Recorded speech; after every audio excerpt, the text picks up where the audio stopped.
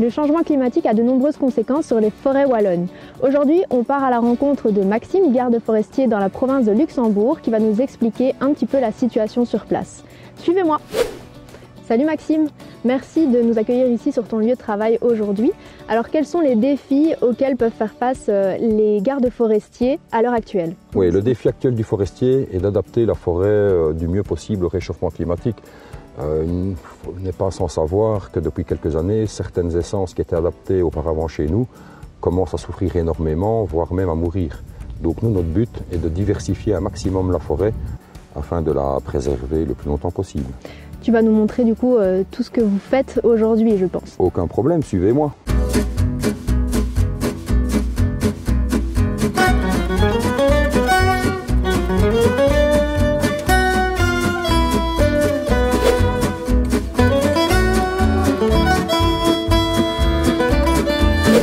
Alors Maxime, est-ce que tu peux nous expliquer où on est ici et qu'est-ce qu'on fait ici? Ah bien ici, donc, nous sommes dans une propriété de la région wallonne, donc une forêt domaniale, qui a été fortement impactée sur les années 2021 par la crise du scolite, de l'épicéa. Est-ce que tu peux peut-être expliquer qu'est-ce que le scolite et cette crise pour les gens qui ne savent peut-être pas? Bien, le scolite de l'épicéa, c'est en fait un petit insecte qui vient forer l'arbre et ça l'empêche en fait de laisser circuler sa sève, donc au fur et à mesure du temps, il meurt, quoi. Enfin, en peu de temps, il meurt et ensuite, il faut les couper. Et donc après cette crise, qu'est-ce que vous faites pour y remédier? Donc là maintenant nous partons sur des replantations de lisières en bord de chemin comme vous pouvez voir ici, avec des pruniers sauvages, des poiriers sauvages, de la bourdaine, toutes des essences de lisière. Les plantations d'arbres en lisière sont très importantes pour plusieurs espèces d'oiseaux, d'insectes et tout ce qui s'ensuit. Donc c'est très bon pour les oiseaux nidificateurs, pour les nichés d'oiseaux. Et pour diversifier les milieux qui étaient uniquement plantés en épicéa à l'époque.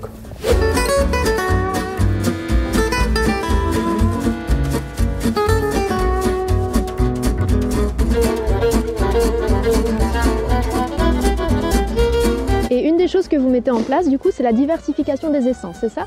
Oui, tout à fait. Donc ici, nous avons planté de l'alisier terminal sougaine. Et juste à côté ici, nous avons des tilleuls. Et dans la partie là que vous pouvez voir là, nous avons planté du cèdre de l'Atlas. Donc maintenant ici, sur l'endroit là, nous allons avoir 3 essences différentes qui normalement sont adaptées au réchauffement climatique ou autres dérèglements. Et du coup, quel est l'intérêt en fait de cette diversification d'essences? La diversification d'essences a pour but aussi de préserver la forêt le plus longtemps possible. Lorsque nous avons deux essences présentes en forêt, si l'une d'elles a un problème, vous avez une catastrophe. Tandis que quand vous avez plusieurs essences différentes en forêt, vous avez de quoi voir venir. Et du coup, ce petit plant, il aura atteint sa taille adulte à proprement dit quand? Ça prend longtemps? Nous pouvons compter plusieurs dizaines d'années, environ 60-70 ans pour sa taille adulte. Et ensuite, il grossira.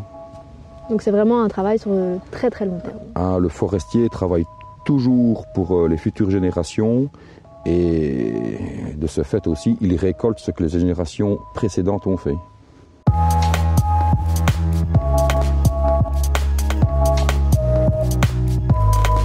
Alors ici, tu vas nous présenter un autre exemple concret de ce que vous faites ici dans le cantonnement pour la préservation des forêts. Ici, c'était une parcelle d'épicéa, anciennement plantée sur une zone humide, avec un certain nombre de drains, qui, à l'heure actuelle, n'est vraiment plus du jour, quoi. Donc ici, une fois la mise à blanc d'épicéa effectuée, nous avons rebouché les drains, créé 2, 3, 4 mares dans la parcelle et laissé naturellement revenir les arbres qui voulaient revenir. Et ici donc, pour la mare ici présente, en fait le but est de favoriser donc tout ce qui est batracien, triton, autres espèces aquatiques, plantes aquatiques, ce qui manquait de temps en temps en forêt. Alors Maxime, quelle est cette marque sur cet arbre? Cette marque, effectivement, tu l'as bien remarqué, c'est une marque en fait que l'on met sur des arbres assez particuliers. C'est-à-dire que ce sont des arbres considérés comme habitat pour diverses espèces d'insectes et aussi particulièrement pour ce style de blessure-là pour les chauves-souris. Disons que l'hiver, ça va servir d'abri aux chauves-souris pour hiverner. Donc ces arbres-là, à l'heure actuelle, sont très important pour nous et On n'y touche pas. on n'y touche pas, interdit.